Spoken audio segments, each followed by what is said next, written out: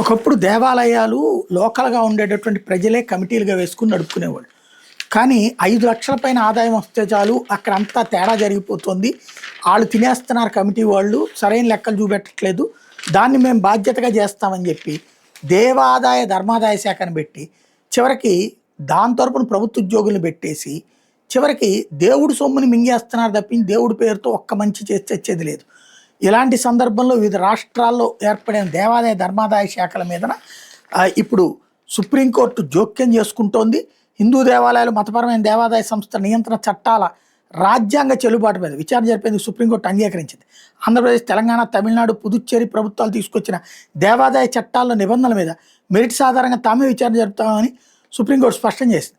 వ్యవహారంలో పిటిషనర్లు ఆయా రాష్ట్రాల హైకోర్టును ఆశ్రయించాలంటూ 2025 ఏప్రిల్ ఇచ్చిన ఉత్తర్వును ఉపసంహరించుకుంది.